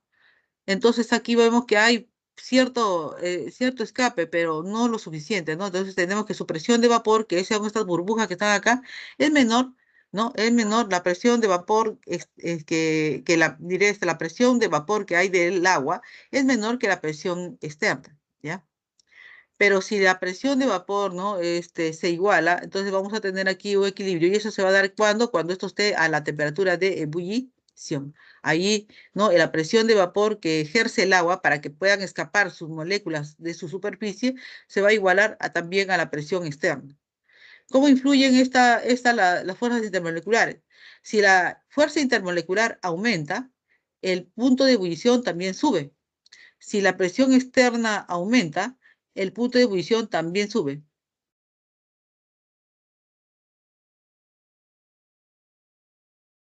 Pasamos al estado sólido. En el estado sólido existir las siguientes características. Predominan entre sus partículas fuerzas de atracción, partículas poseen solo movimiento de vibración, forma y volumen definido y son incompresibles. Podemos observar acá, miren, tenemos aquí que tienen forma y volumen definido. Tenemos acá un diamante, por ejemplo, son incompresibles. Acá tenemos una barra de oro, presiónala, no se puede, ¿no? No se puede porque sus moléculas están bastante compactadas, ¿no? Y van a predominar en ellas, ¿qué cosa? Por eso, la fuerza de atracción. Entre ellas son muy atraídas, por eso que se mantienen compactas. También podemos observar que existe un ordenamiento de largo alcance, ¿no? Que se puede decir que se da en lo que es los sólidos de tipo cristalino, mientras que hay un ordenamiento de corto alcance que se da en los sólidos de tipo amorfo. Los sólidos amorfos, que es un tipo de sólidos, no tienen una estructura interna definida, no poseen punto de fusión definido, tienen orden de corto alcance. Entonces vamos a tener aquí, por ejemplo, uno de ellos es el vidrio, la madera, aquí tenemos el látex, por ejemplo, ¿no? Y acá tenemos el plástico. Todos ellos son del tipo sólidos amorfos y que cumplen con este tipo de propiedades. También tenemos los sólidos cristalinos, ¿no? Otro tipo de sólidos. Sus partículas poseen un ordenamiento regular en el espacio tridimensional, presentan una red cristalina, distribución espacial de partículas de cristal, poseen punto de fusión definido y tienen orden de largo alcance. Podemos ver aquí estos tipos de sólidos cristalinos, ¿no? Tal como los que son de sólidos del tipo covalente, ojo con esto, ¿no? Los de tipo sólido iónico, los de sólido metálico y los de sólido molecular, ¿correcto? Vamos a ver también aquí, ¿no? Los sólidos de tipo covalente, del tipo covalente, y estos de acá vamos a ver que, por ejemplo, tenemos como ejemplo que el diamante, ¿qué lo caracteriza? Que son muy duros, malos conductores del calor y la electricidad y tienen un punto de fusión elevado. También tenemos los sólidos iónicos, ¿no? Como el sulfuro de zinc, que es la brenda, que es duros y quebradizos, malos conductores del calor y la electricidad y punto de fusión elevado. También tenemos que los sólidos metálicos, ¿no? Como el cobre, tenemos aquí, son dúctiles y maleables, también son buenos conductores, por eso que lo utilizamos en los cables eléctricos, ¿no? Buenos conductores de calor y electricidad. En cuanto a los sólidos moleculares, ¿no? Como el dióxido de carbono, por ejemplo, son blandos, malos conductores de calor y electricidad, punto de fusión bajo. Y por último tenemos aquí un ejemplo, ¿no? Un ejemplo. Tenemos acá que digamos si es verdadero o falso con respecto al estado sólido. La halita, que es el cloruro de sodio, y la florita, fluoruro de cal, son sólidos covalentes. ¿Es verdadero o falso? Chicos, ¿es verdadero o falso? Falso. Falso, muy bien. El vidrio y la madera son ejemplos de sólidos amorfos. Hace un momento lo hemos visto. ¿Es verdadero? El oro, la plata y el cobre son sólidos metálicos. ¿Es cierto o no? Sí, verdadero. Muy bien. Entonces la respuesta sería la C. Muy bien. Entramos entonces ahora sí a lo que son los ejercicios de clase.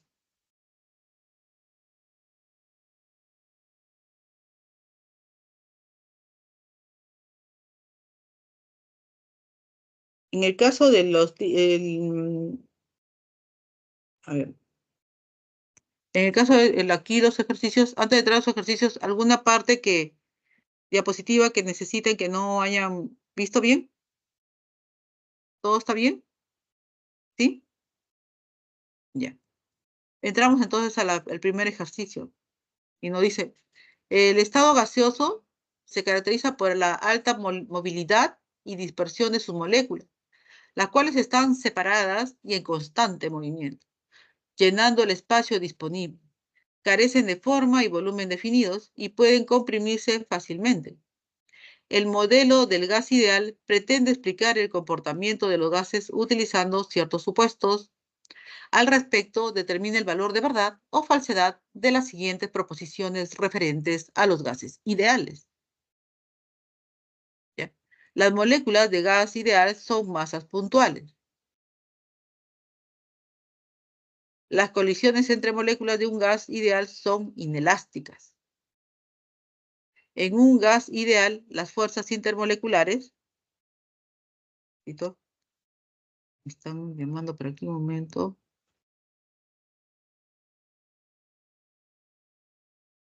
Ya. Listo, sí. Bien, gracias. A ver, vamos a ver. Para esta parte nos dice, ¿no? Es un gas ideal, es un gas ideal, las fuerzas intermoleculares son muy intensas. ¿Cuál sería la respuesta? A ver, Barco, ¿cómo? barco, verdadero, falso, falso. La B. Verdadero, falso, falso. O sea, la respuesta sería la B, ¿no? Muy bien, Sí, sí, tienen razón. Esa sería la respuesta para este caso, ¿no? Las moléculas de gas ideal ya habíamos visto que son masas puntuales, ¿no? Y las respuestas para ustedes estarían acá, ¿no? Cuando nos dicen inelástico, significa que no tienen no son el tipo choque y que estos se van a hacer, pues, se van a chocar y con la misma se van a dar un choque que de tal forma que es de una fuerza indefinida, ¿no? Entonces, igualmente, ¿no? Estos choques sí son elásticos, ¿no? Y sus fuerzas intermoleculares son despreciables. Tienen que ser despreciables porque si no estarían ellas, pues, todas pegadas como estarían en el estado sólido. Muy bien, pasamos a la siguiente. Tenemos en un sistema cerrado, los gases ideales pueden experimentar cambios de presión, volumen y temperatura, según las leyes de Boyle, Charles y Gay-Lussac, donde una de estas tres variables permanece constante. La ley combinada de los gases ideales describe cambios simultáneos en estas variables. Al respecto, se dispone de un cilindro, pistón, que contiene un gas ideal a una temperatura de 227 grados centígrados y una presión de 2 atmósferas. Si se duplica el volumen y la temperatura se reducen en 20%, determine la presión final del sistema en atmósferas. 0,8. Sí, muy bien, señorita, 0,8. Son 0,8 ¿qué? En atmósfera, ¿no es cierto? Atmósfera. Muy bien, atmósfera, muy bien. Entonces, ¿cuál sería la respuesta? ¿Alternativa? D. La D, ajá, de dedo. Muy bien.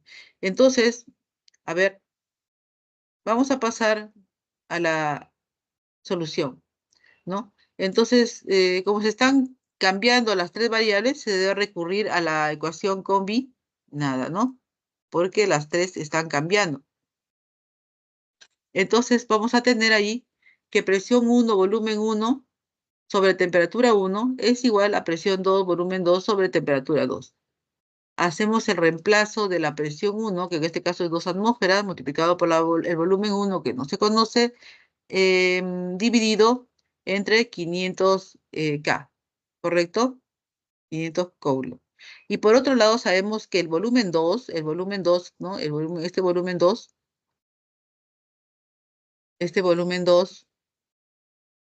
¿no?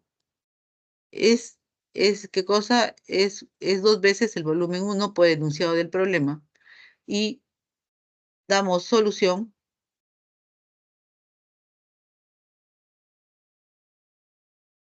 Damos solución a la pregunta, ¿no? Reemplazando después aquí a 500 Kelvin multiplicado por 0,8. Y igualmente en el cociente anterior, ¿no? 2 atmósferas por volumen 1 dividido entre 500 Kelvin, ¿no? Y esto nos va a dar por resultado 0,8 atmósferas. La respuesta sería la D. ¿Por qué 500 por 0,8? Porque acá en el problema nos dicen, se reduce en 20%, entonces lo que queda es el 0,8, 80%. Pueden copiar, pasamos a la siguiente. Ejercicio 3. En el ejercicio 3 tenemos los fluidos refrigerantes. Los fluidos refrigerantes son sustancias utilizadas en ciclos de refrigeración por compresión para transferir calor y enfriar ambientes. Deben tener bajo punto de ebullición, alta capacidad de enfriamiento y baja toxicidad para funcionamiento eficiente y seguro del sistema. Un ejemplo común de un fluido refrigerante es el R410A, que consiste en una mezcla de difluorometano, R32, y pentafluoroetano, R125. Este fluido refrigerante está compuesto por masas iguales, de R32 y de R125.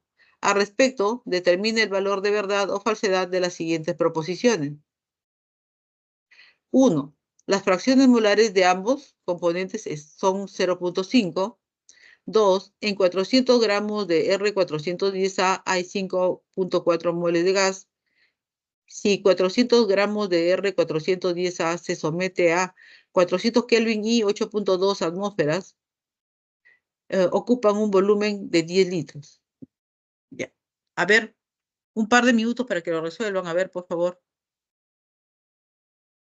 Tienen como datos, tienen la masa molar, ¿no? De cada uno que están interviniendo de estos dos refrigerantes, ¿no? R32 y R125.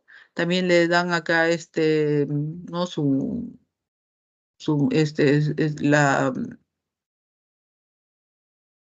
¿Qué le dan aquí? Ah, ya. Están dando aquí sus masas molares, ¿no? Sus masas molares. Listo.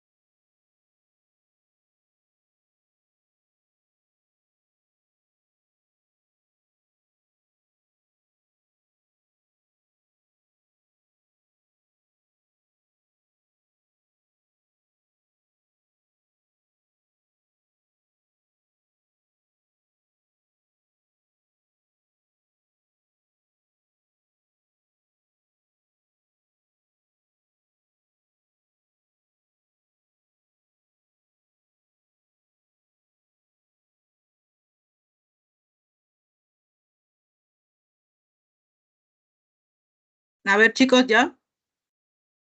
¿Cuánto sale? Primero, las fracciones molares. En la letra A, profesor.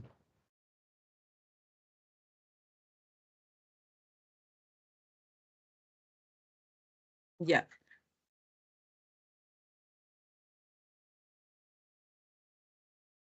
La respuesta es la muy bien. Te felicito.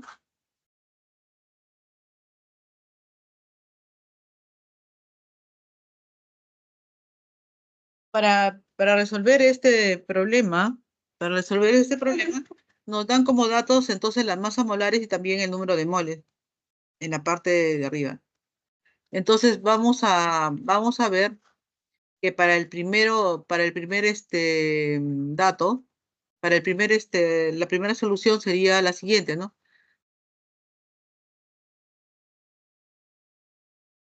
Acá tenemos la respuesta. El primero es falso. Vamos a asumir 200 gramos de compuesto y habrá 100 gramos de cada compuesto, ¿no? Entonces vamos a tener aquí 100 entre 52 nos da 1,9 moles y para el R32 y para el R125 nos da 0,8 moles, 100 entre 120. Si la fracción molar fuera 0,5 en todos ellos, ¿no? En los dos, entonces diríamos que la fracción molar, ¿no? Es serían iguales, ¿no? Pero en este caso son diferentes, ¿no? Son diferentes los números de moles, ¿ya? Por lo tanto, esto es falso. En el segundo, nos dicen lo siguiente, ¿no? En 400 gramos de R410A hay 5,4 moles de gas.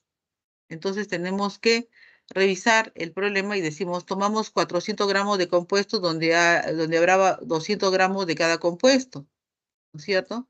¿No? Y vamos a determinar, ¿no? Su número de moles. Su número de moles sería 3,8 mol para el primero y para el segundo 1,6 moles. Por lo tanto, hay 5,4 moles de gas. Y el tercero es falso porque sabemos que hay 5,4 moles totales. Utilizamos el PV igual a nRT y ahí despejamos el volumen. Y el volumen, en este caso, nos va a dar, ¿no?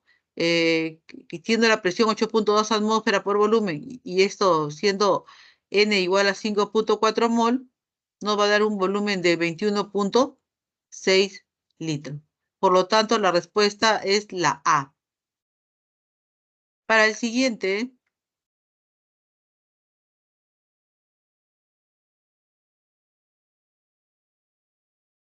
entonces, tenemos lo siguiente, ¿no? Para el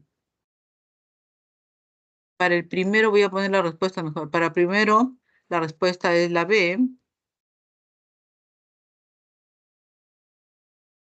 Para el segundo, la respuesta es la D.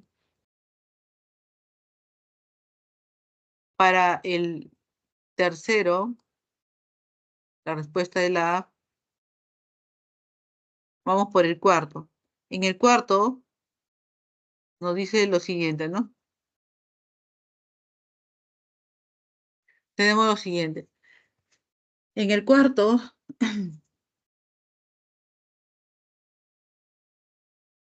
el aire es la mezcla de gases que compone la atmósfera terrestre. Está compuesto principalmente por nitrógeno y oxígeno, con trazas de otros gases y vapor de agua. Es esencial para la respiración y soporta la vida en la Tierra. Se dispone de un recipiente rígido conteniendo 100 moles de argón, al cual se le inyecta aire, hasta que en el interior haya 20 moles de oxígeno. En estas condiciones, el sistema se encuentra a 127 grados centígrados y 4,10 atmósferas. Al respecto, determine el volumen del recipiente y la presión parcial del nitrógeno. ¿Ya? Entonces vamos a tener aquí, ¿no? Le voy a dar aquí 2 minutos para que nuevamente puedan resolver el problema. A ver.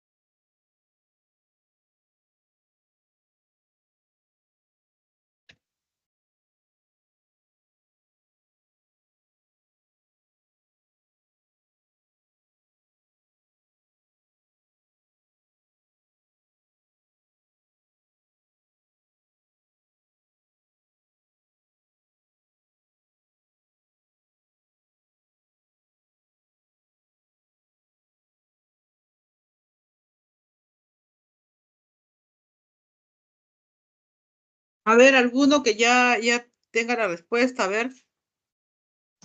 La C. La C, profesor. Muy bien, la C de casita. Perfecto. Perfecto, chicos. Vamos a ver entonces inmediatamente la respuesta. En la respuesta tenemos lo siguiente. Vamos a calcular entonces la composición volumétrica y molar, ¿no?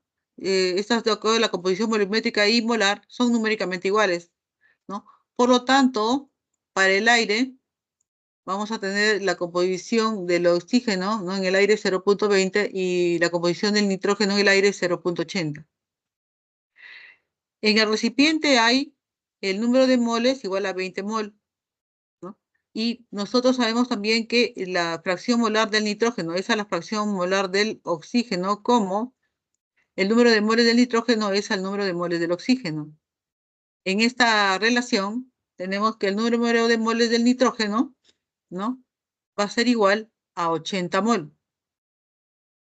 Por lo tanto, ¿no? El número total el número de moles totales sería igual al número de moles del nitrógeno más el número de moles de oxígeno más el número de moles del argón. Y estos son 80, 20 y 100, que suman 200 mol. Para calcular el volumen del recipiente, se va a utilizar la ecuación de los gases ideales, que es el presión por volumen igual a nRT. Por otro lado, tenemos que al reemplazar los datos, ¿no? Vamos a trabajar con estos 200 moles y para este caso despejamos tan solo el volumen y el volumen nos va a dar igual a 1600 litros. Para obtener la presión parcial del nitrógeno, vamos a calcular o recalcular las fracciones molares en el recipiente. ¿Por qué? Porque ha cambiado, ¿no? el volumen. Entonces vamos a cambiar las fracciones molares. Por lo tanto, nos da, en el caso del nitrógeno, ¿no? Estos 80 mol dividido entre los 200 mol nos da 0,4. ¿No? Ha cambiado entonces que aquí el número de moles, ¿no? Entonces, ahora sí, obteniendo esto, vamos a ver que la presión parcial del nitrógeno, que es la fracción molar multiplicado por la presión total, nos va a dar 1,64 atmósferas, ¿no? Que en este caso la respuesta es la C de casita, ¿no? La siguiente. Ejercicio 5. En la industria, vamos a tener, ¿no? Se realizan procesos con gases, los cuales incluyen compresión, expansión, licuefacción y almacenamiento, entre otros.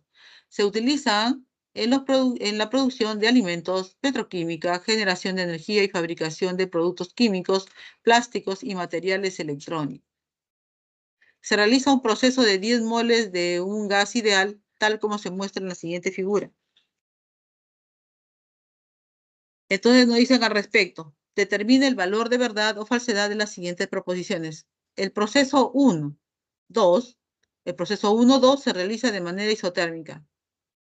Estamos en un gráfico, presión, volumen, ¿correcto? Entonces, diríamos que se está realizando en forma, acá dice en forma isotérmica. ¿Mm? ¿Quién acá es constante? Ah, muy bien. Entonces el primero es falso.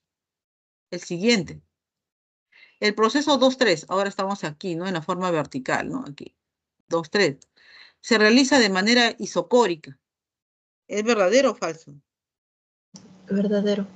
Claro, porque acá tenemos, si ustedes siguen vamos a tener acá, y acá hay un volumen, por decir un volumen prima, y este volumen prima es el mismo en este punto y en todos los puntos que aparecen, ¿no? De toda esta recta, ¿no?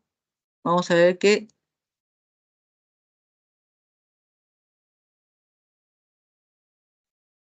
este volumen es el mismo en toda la línea, ¿no? En toda la línea. Entonces, quiere decir que sí, es correcto, ¿no? Se realiza de manera isocórica, o sea, a volumen igual constante, ¿no? Ya. En el caso, en el estado final, dice, ¿no? ¿Cuál es el 3, no es cierto?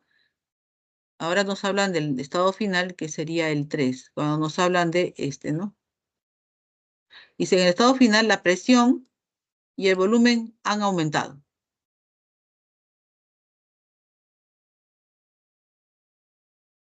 Falso. Es falso. ¿Por qué es falso, señorita?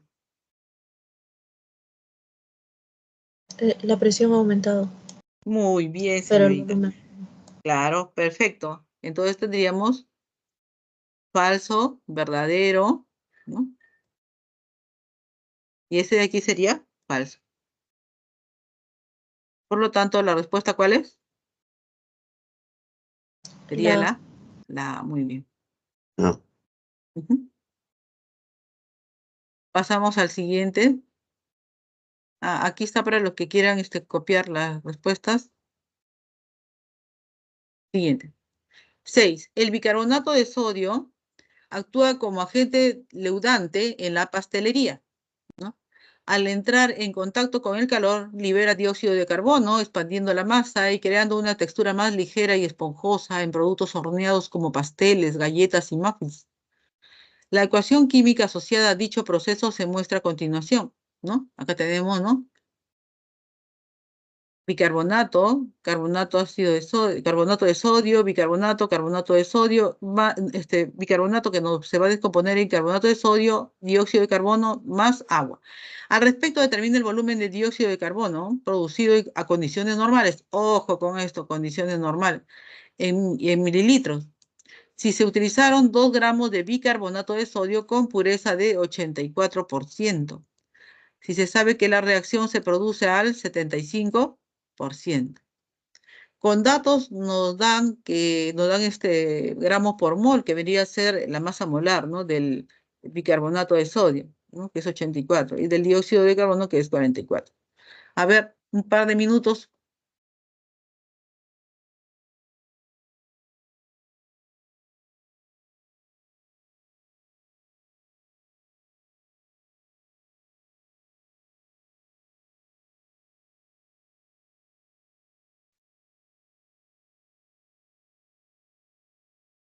Listo.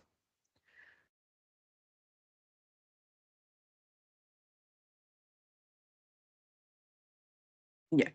Vamos a acelerar porque faltan 4 minutos nada más y vamos a poner la respuesta. Acá tenemos el bicarbonato de sodio, ¿no? Sabemos que se descompone en carbonato de sodio más dióxido de carbono más agua.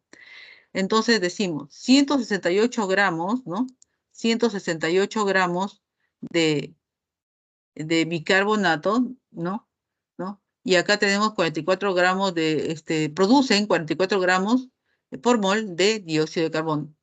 Antes que eso, ya les he dicho siempre, ver si esto de acá está balanceado, ¿no? Balanceado.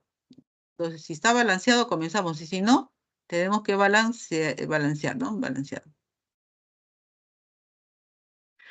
Luego, estos acá son los masas molares. ¿De acuerdo a qué? A la parte, a la forma estequiométrica en la que están interviniendo. Acá hay dos moléculas de bicarbonato de sodio y hay una de dióxido de carbono. Estos de aquí tenemos que hallar sus masas, ¿no? Su masa molar de cada uno de ellos, ¿no? Hallar su masa molar. Una vez que hemos hallado las masas molares de estos, ¿no? ¿De acuerdo a qué? A las cantidades estequiométricas que nos dan, ¿no? Acá hay uno, y acá hay una mol y acá hay 2 mol. Entonces recién colocamos 2 por esto y 1 por este, y nos da esto. Una vez que tenemos eso, ¿no? Sabemos que acá nos dan, si se utilizaron 2 gramos de bicarbonato de sodio, entonces nosotros, dice, del 84% de pureza, o sea que no todo es bicarbonato, entonces por lo tanto se extrae, ¿no? Del 2 o el 84% nada más que corresponde, y esa es la cantidad con la que vamos a trabajar para hallar la cantidad teórica. Entonces, teóricamente, de acuerdo a la estequiometría, obtenemos que el X teórico de masa obtenida de dióxido de carbono es 0,44 gramos. Y con la reacción se llevó a cabo a 75%. Si se llevó al 75% quiere decir que este teórico, ¿no? Este teórico no ha sido, no es el que se ha obtenido, sino se ha obtenido un 75%, que sería 0.33 gramos, ¿no? Y este número de moles reales de ese 0.33 sería 7.5 moles.